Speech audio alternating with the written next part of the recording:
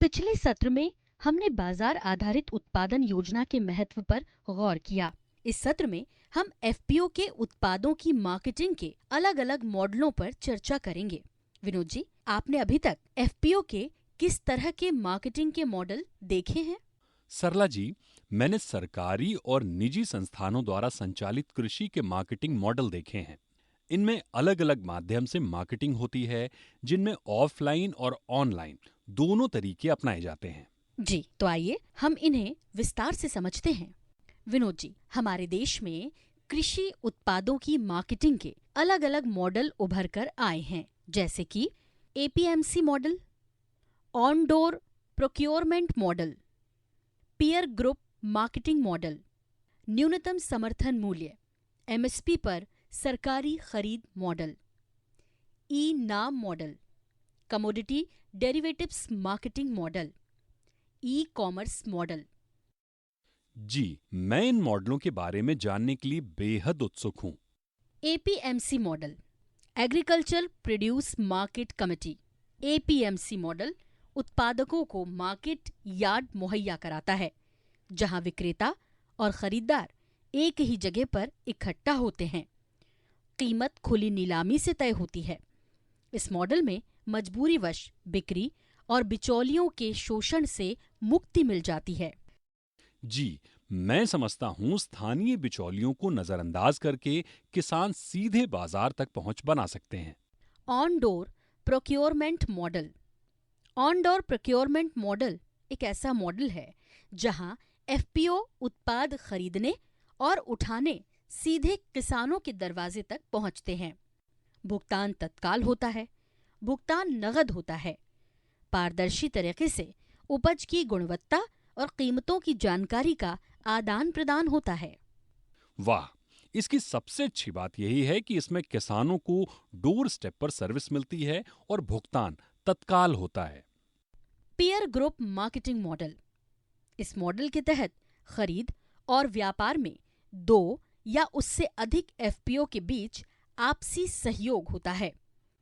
इस मॉडल के तहत एक एफपीओ कच्चा माल एकत्र करता है और उस दूसरे एफपीओ को आपूर्ति करता है, जिसे अपने प्रसंस्करण यूनिट के लिए विशेष कच्चे माल की जरूरत होती है। मसलन मध्य प्रदेश के आगर जिले का समर्थ किसान एफपीओ देवास जिले के जिम्मेदार किसान एफपीओ को बीजों की आपूर्ति करता है, जिससे कि वो समय पर अपने सदस्य किसानों को बीज उपलब्ध करा सकें। जी, ये मॉडल एफपीओ के बीच किसानों के उत्पादों की मार्केटिंग के लिए एक अच्छा अवसर प्रदान करता है। ये बेहतरीन मॉडल है। सरकारी खरीद मॉडल, न्यूनतम समर्थन मूल्य के जरिए। इस मॉडल के तहत सरकारी एजेंसियां सीधे किसानों से उपज खरीदती हैं। सरकारी एजेंसियां, जिनमें फूड कॉरपोरेशन ऑफ इंडिया यानी FCI, national agriculture cooperative marketing federation और कॉटन कॉरपोरेशन ऑफ इंडिया यानी सीसीआई शामिल है।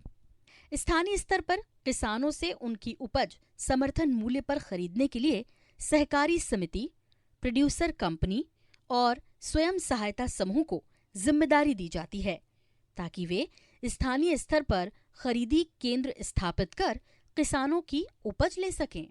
बहुत खूब सरला जी।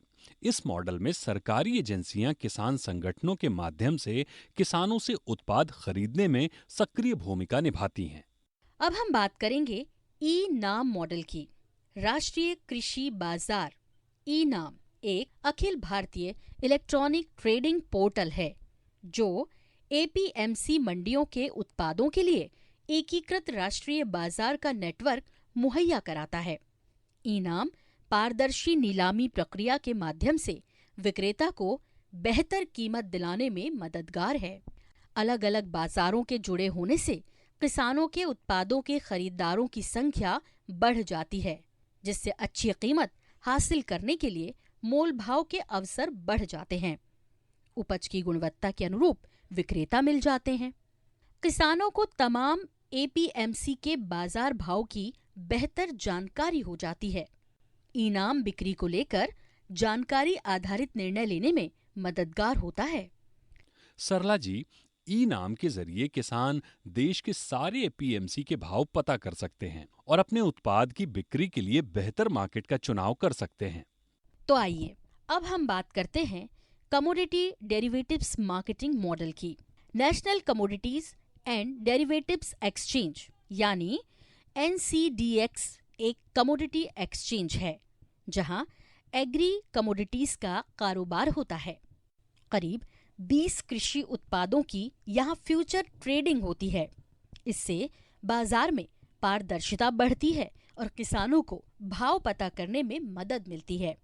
फ्यूचर ट्रेडिंग के लिए कीमतों की हेजिंग, किसान और एफपीओ बिक्री भाव बुआई के वक्त ही लॉक कर सकते हैं। सारे राज्यों के एफपीओ NCDX और MCX की सेवाएं ले चुके हैं। इनकी पूरी जानकारी www.ncdx.com और www.mcxindia.com पर उपलब्ध है। जी, इस मॉडल में किसान अपने उत्पाद का भाव पहले ही कमोडिटी एक्सचेंज मार्केट में लॉक कर सकते हैं। ये वाकई दिलचस्प है। अब बात ई कॉमर्स की करते हैं। इसमें ई कॉमर्स प्लेटफॉर्म का उपयोग करके वस्तुओं और सेवाओं की खरीद बिक्री की जाती है। ई कॉमर्स पोर्टल विक्रेता या उत्पादक के साथ खरीदार को जोड़ने में मदद करते हैं। इनमें एफपीओ भी शामिल हो सकते हैं। अमेजन एवं फ्लिपकार्ट एफपीओ के लिए खरीद बिक्री का अवसर प्रदान करते हैं। ई किसान मंडी भी ऐसे ही एक ऑनलाइन एग्री स्टोर के रूप में काम करती हैं। एफपीओ कंपनियां ई किसान मंडी की फ्रेंचाइजी बन सकते हैं। ई किसान मंडी के माध्यम से एफपीओ फल और सब्जियां, कृषि उपज या कोई भी कृषि मशीनरी को खरीद या बेच सकते हैं। ई किसान मंडी 2 वर्टिकल में काम करती है। उपभोक्ता से कारोबार, जहां सब्जियां ऑनलाइन उपभोक्ताओं को दी जाती हैं। कारोबार से कारोबार, बिजनेस टू बिजनेस, जहां किसान बिक्री के लिए कृषि उपज जमा कर सकते हैं। जी, ई कॉमर्स विक्रेता और खरीदार दोनों को ऑनलाइन जोड़ने में वाकई बहुत मददगार है। जी विनोद जी, क्या आप इस चर्चा से निकली सीखों को सार संक्षेप में बता सकते हैं? धन्यवाद सरला जी। अब मैं इसे संक्षेप में बताऊंगा। एपीएमसी मॉडल सरकार नियंत्रित बाजार है। ओपन मार्केटिंग मॉडल किसानों के घर या खेत से उपज की सीधी खरीद पर आधारित है। पीयर ग्रुप मार्केटिंग मॉडल में 2 या 2 से अधिक एफपीओ के बीच कारोबार होता है। सरकारी खरीद मॉडल में न्यूनतम समर्थन मूल्य पर खरीद में सरकारी एजेंसियों की भागीदारी होती है। ई नाम अलग अलग एपीएमसी में भाव को लेकर पारदर्शी जानकारी देता है। कमोडिटी डेरिवेटिव्स में फ्यूचर ट्रेडिंग के लिए भाव की हेजिंग होती है। ऑनलाइन मार्केटिंग में ऑनलाइन प्लेटफॉर्म पर खरीदार और विक्रेता ऑनलाइन व्यापार करते हैं।